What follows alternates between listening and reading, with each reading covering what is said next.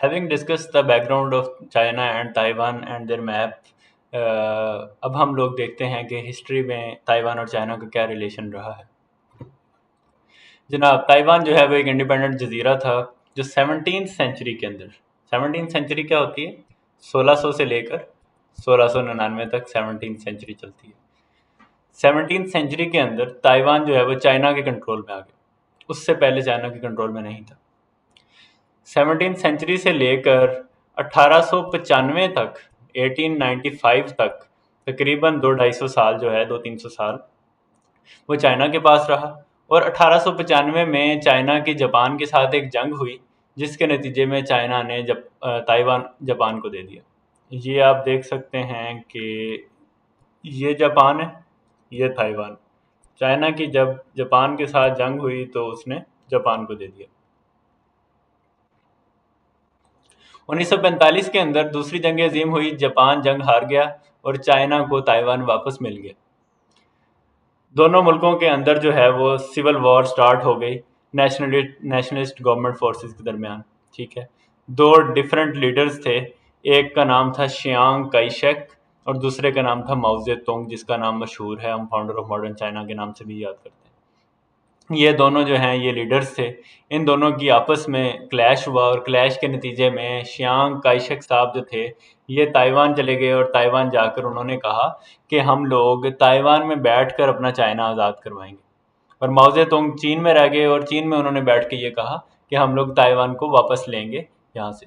ठीक है, 1949 में जो है वो कम्युनिस्ट का बीजिंग पे कंट्रोल आ गया और शियांग जो थे वो ताइवान भाग गए, जैसे मैंने पहले बताया।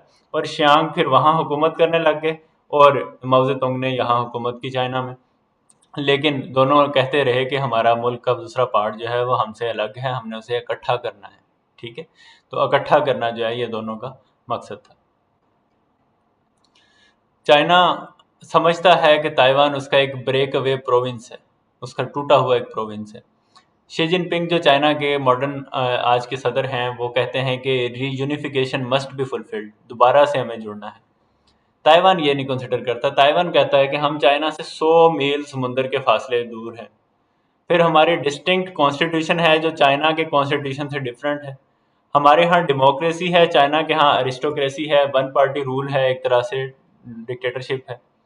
और ताइवान ने दोस्ती कर ली यूएस के साथ और यूएस का दोस्त जापान और फिलिपाइन भी है, तो ये यूएस की फर्स्ट आइलैंड चेन के अंदर शामिल हो गया। अब फर्स्ट आइलैंड चेन क्या होती है?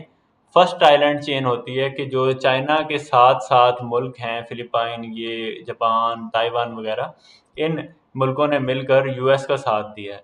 अब आप कहेंगे कि यूएस कहाँ से आ गया? तो यूएस जो है वो चाइना के इस तरफ एग्जिस्ट करता है। ठीक है, ये ज़रा दूर है, यूएस के कुछ जजीरे जैसे कि हवाई जो है वो इधर भी हैं, अपना अ, इस तरफ को हैं। ठीक है, तो यूएस इनके ज़रिए जो है वो इधर पे हमला कर सकता है। अगर आप देखें दुनिया गोल है और यूएस नॉर्मली हम यहाँ बनाते हैं और चाइना यहाँ बनाते हैं, तो गोलाई की वजह से इधर और इधर दोनों चीज़ें जुड़ी हुई हैं आपस में, गोल दायरे की वजह से। जैसे ये गोल दायरा है, इसके अंदर अगर मैं कहूँ यूएस इधर है और चाइना इधर है, तो यूएस इसके साथ इधर भी जुड़ा हुआ है क्योंकि ये एक बॉल की शेप है। ठीक है, ये एक बॉल की शेप है, ये मेरे पास एक तरह की बॉल या एक तरह का इनक्लोज चीज़। अगर मैं कहूँ कि यूएस इधर है, चाइना इधर है, तो फिर यूएस इधर से भी जुड़ा हुआ है, दूसरी तरफ से भी जुड़ा हुआ है। तो इसलिए यूएस जो है वो दोनों इस तरफ से हमला कर सकता है, इसलिए उसने फर्स्ट आइलैंड चेन बनाई है ताइवान, जापान, फिलिपाइन और इस तरह की कंट्रीज़ की, और ताइवान इसका पार्ट है। लेकिन मज़े की बात यह है कि ताइवान के मुल्क को कोई तस्लीम नहीं करता, सिर्फ 13 मुल्क तस्लीम करते हैं दुनिया के अंदर। दुनिया के अंदर कोई 206 मुल्क के करीब हैं, सिर्फ 13 मुल्क ताइवान को एक मुल्क कंसिडर करते हैं, बाकी सारे उसे चाइना का टूटा हुआ सूबा डिक्लेयर करते हैं। इवन ताइवान का दोस्त यूएस भी उसको मुल्क नहीं मानता, उसे चाइना का टूटा हुआ सूबा ही मानता है। ठीक है, उसे मुल्क नहीं मानता, तस्लीम नहीं करता उसे। 1992 तक चाइना और ताइवान के दरमियान बहुत ज़्यादा क्लैशेस चलते रहे, पॉलिटिकल क्लैशेस। लेकिन 1992 के अंदर जो है पीपल्स रिपब्लिक ऑफ चाइना और रिपब्लिक ऑफ चाइना यानी कि ताइवान, इन दोनों के दरमियान मुज़ाकरात हुए और इन्होंने सिंसियरिटी शो की कि हम दोनों फ्यूचर के अंदर जो है वो जंग नहीं करेंगे और एक कॉमन फ्यूचर के लिए लड़ेंगे, ठीक है। और उन्होंने 2 पॉइंट वर्बल एग्रीमेंट किया, रिटर्न एग्रीमेंट नहीं किया, वर्बल एग्रीमेंट किया कि हम दोनों साइडें जो हैं, ताइवान और चाइना जो है वो एक चाइना का हिस्सा है, ये हमने माना। उन्होंने माना कि ताइवान चाइना का पार्ट है या चाइना ताइवान का पार्ट है, ठीक है। और दोनों को ज़रूरत है कि एक दूसरे के साथ मिलजुल के रहने की कोशिश करें, ठीक है। इसकी वजह से 3 दहाइयों तक इनके दरमियान कोई पॉलिटिकल वॉर नहीं हुई, कोई लफ्ज़ों की जंग नहीं हुई, और दोनों ये तस्लीम करते हैं कि तू भी चाइना है, मैं भी चाइना हूँ, ठीक है। अब हमने मिलजुल कर कोई फैसला करना है अपना। इकोनॉमिक लिंकेजेस जो हैं वो इस कंसेंसस के बाद बहुत ज़्यादा बढ़े। ट्रेड वॉल्यूम 1992 के अंदर $7 बिलियन था, 1993 के अंदर 2 सालों के अंदर डबल हो गया। क्यों डबल हुआ? क्योंकि अब दोस्ती होगी दोनों मुल्कों की। और 2021 में यही $320 बिलियन हो गया, यानी पाकिस्तान के जीडीपी के करीब करीब दोनों मुल्कों का ट्रेड वॉल्यूम। ताइवान का ट्रेड सरप्लस है $170 बिलियन का। ताइवान ज़्यादा चीज़ें एक्सपोर्ट करता है, चाइना कम चीज़ों से एक्सपोर्ट करता है। यूएस, जैसे मैंने पहले बताया कि ताइवान को नहीं मानता, तो ये यूएस के स्टेट डिपार्टमेंट की वेबसाइट का एक एक्सेप्ट है जो मैं आपके सामने शेयर कर रहा हूँ। उसमें यूएस ने ताइवान से साथ रिलेशनशिप में कहा है कि as a leading democracy and technological powerhouse, Taiwan क्या है? टेक्नोलॉजिकल पावर हाउस है, इंटीग्रेटेड सर्किट बनाने के कारखाने हैं वहाँ पे, और डेमोक्रेसी है वहाँ पे एरिस्टोक्रेसी या वहाँ पे ऊपर जो है डिक्टेटरशिप नहीं है। उसने कहा ताइवान इज की यूएस पार्टनर है इन इंडो पैसिफिक रीजन जो है, जैसे मैंने आपको बताया कि साउथ चाइना सी, ईस्ट चाइना सी और फिलिपाइन सी जो है, ये सारे इंडियन ओशन के अंदर आते हैं। तो उसने कहा है कि दो US does not have diplomatic relationships with Taiwan, we have a robust unofficial relationship. तो उसने कहा हमारे डिप्लोमेटिक नहीं है, मतलब हम लोग इनको मुल्क तस्लीम नहीं करते, लेकिन हमारे इनके साथ वैसे अच्छे अनऑफिशियल रिलेशंस हैं। हम इनके साथ डीप कमर्शियल इकोनॉमिक लिंकेजेस करना चाहते हैं, लोगों को लोगों से मिलाना चाहते हैं, अपनी फ्रेंडशिप को वसी करना चाहते हैं, ठीक है। और यूएस की एंगेजमेंट जो है वो ताइवान के साथ बढ़ाना चाहते हैं। ये इनकी वेबसाइट के ऊपर लिखा हुआ है, यानी कि वो उसको तस्लीम नहीं करते, बस उसके साथ दोस्ती करके रखते हैं।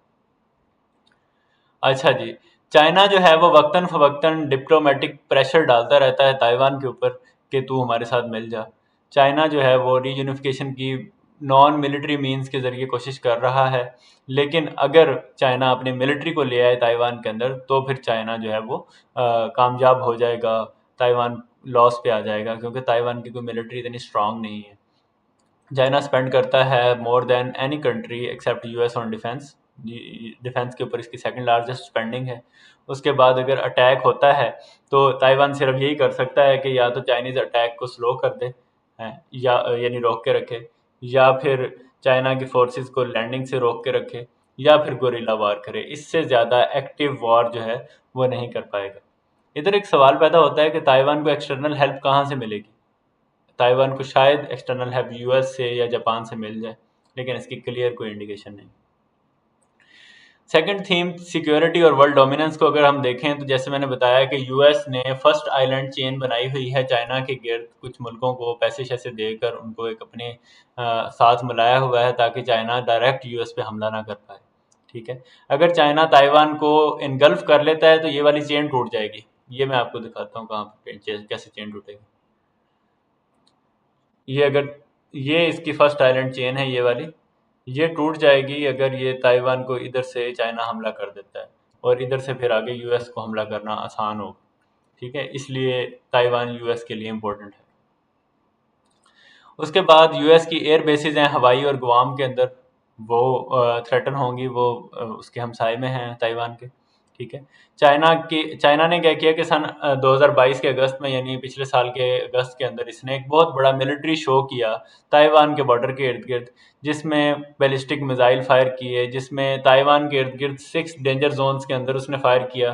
फिर उसने ताइवान के टेरिटोरियल वाटर्स, यानी वो पानी, वो समुंदर का पानी जो ताइवान का हिस्सा कंसिडर किया जाता था, उसके अंदर भी जाकर कुछ एक्सरसाइजेज की, मिलिट्री एक्सरसाइजेज की।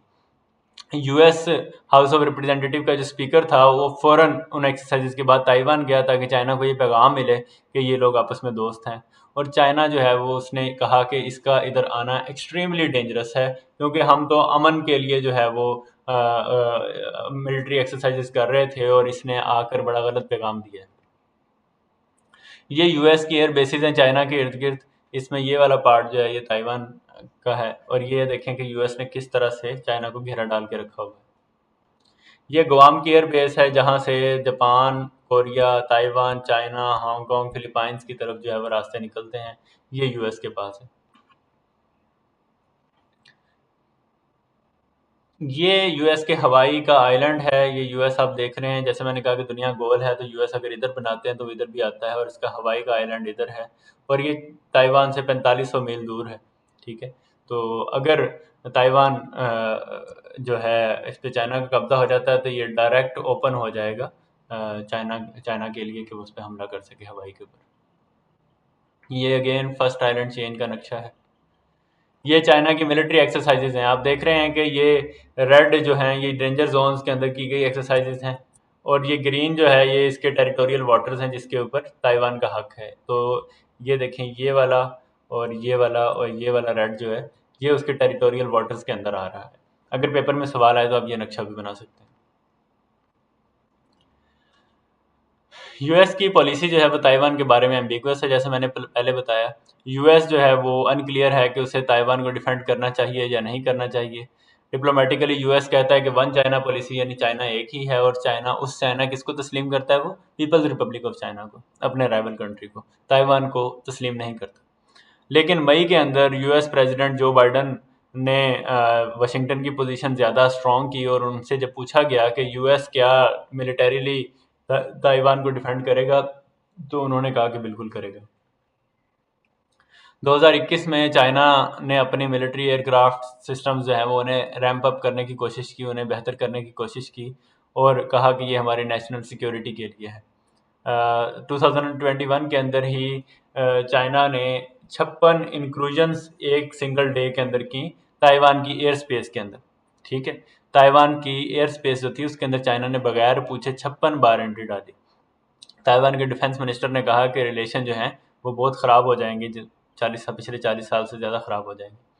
तो ताइवान ने ये जो प्लेन इंक्लूजन्स का डेटा था ये पब्लिक भी किया, जिसका मतलब था कि लोगों को गुस्सा है कि चाइना जो है वो उनका दुश्मन है और उनके ऊपर एयर स्ट्राइक करना चाहता है।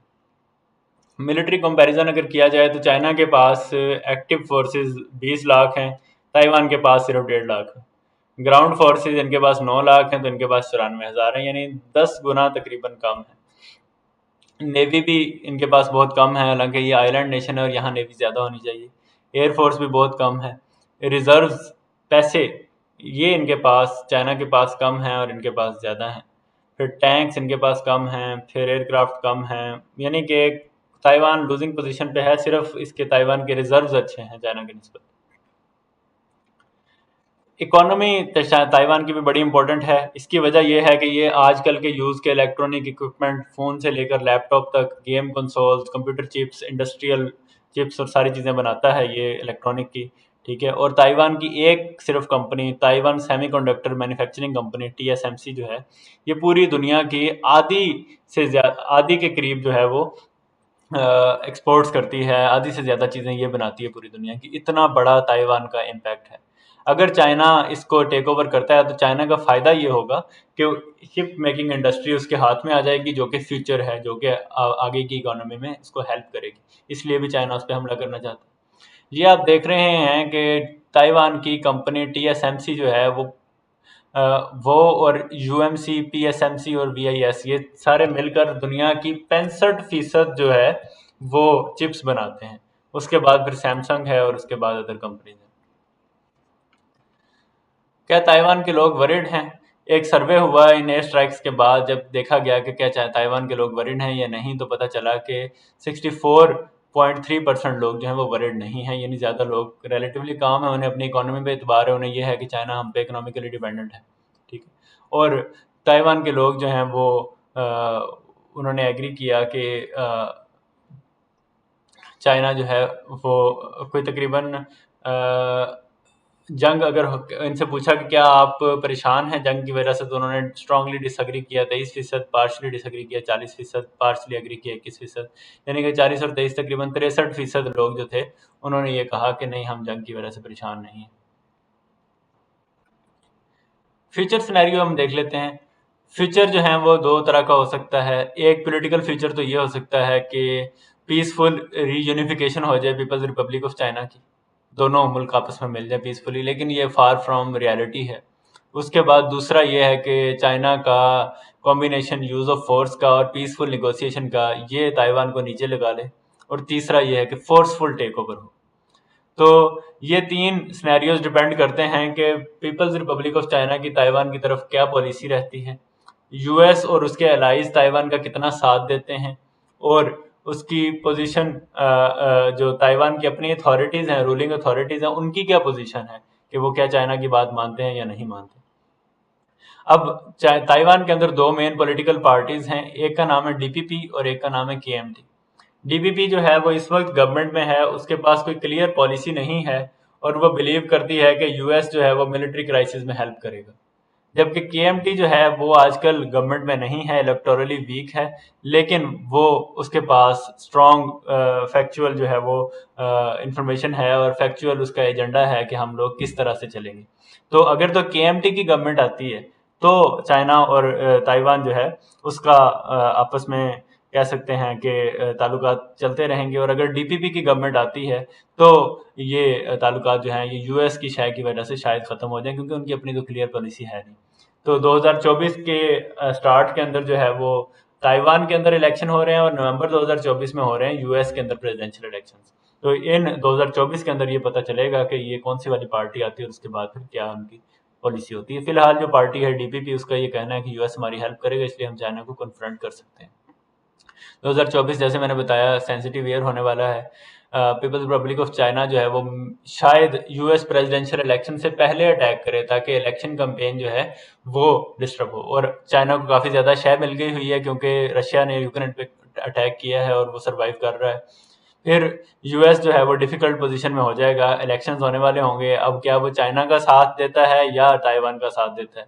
चाइना का साथ देगा तो उसको मॉरली धचका लगेगा, और अगर ताइवान का साथ देता है तो चाइना के उसके साथ इकोनॉमिक रिलेशंस बहुत ज़्यादा हैं, तो वो खतरे में पड़ जाएंगे। एज अ रिजल्ट महंगाई होगी यूएस के अंदर। ये सारी चीज़ें डिपेंड करती हैं ताइवान के अंदर क्या इलेक्शन का रिजल्ट आता है, उसके बाद फिर ये चाइना जो है वो देखेगा।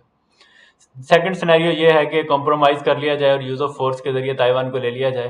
ताइवान पता है कि मिलिटरीली वीक है, अगर यूज़ ऑफ फोर्स किया जाए तो एक एक्टर और है जापान, जो कि ताइवान के करीब ही है, और वो वरीड होगा कि अगर चाइना इधर आ गया तो कल को उधर ना आ जाए। हिस्टोरिकली इनकी भी आपस में जंग चलती रही है, इसलिए अभी जो रिसेंट एक्सरसाइजेज हुई हैं अगस्त 2022 के अंदर, उसके अंदर जापान की तरफ भी कुछ वेसल्स भेजी गई हैं, कुछ मिसाइल भेजे गए हैं जापान के इकोनॉमिक जोन की तरफ, इसलिए जापान भी वरीड होगा। और तीसरा सिनेरियो ये है कि यूज़ ऑफ फोर्स करके, जंग करके ताइवान को अपने साथ इंक्लूड कर लिया जाए। ये डिपेंड करता है कि क्या चाइना जो है पीआरसी वो केएमटी की पॉलिसीज़ को पसंद करती है या नहीं करती। दूसरा ये कि क्या डीपीपी जो है उसके अंदर क्या अगली गवर्नमेंट आती है, जैसे हमने जिक्र किया कि केएमटी के पास एक क्लियर पॉलिसी है, डीपीपी के पास नहीं है, तो अगली गवर्नमेंट जो आएगी, अभी क्योंकि डीपीपी की गवर्नमेंट है, कोई क्लियर पॉलिसी नहीं है, नेक्स्ट गवर्नमेंट के अंदर ये फैसला होगा। और ताइवान के लोगों का क्या रिएक्शन होगा जब ये फोर्सफुली टेक ओवर होगा। ठीक है, तो ये तीन चीज़ें जो हैं ये देखने वाली हैं, जो आने वाला वक्त हमें बताएगा। अभी हम इसके बारे में कुछ नहीं कह सकते। ये कुछ रिसोर्सेज हैं जो आपको इस इशू से रिलेटेड मज़ीद अगर आप पढ़ना चाहें तो वो आपको हेल्प करेंगे।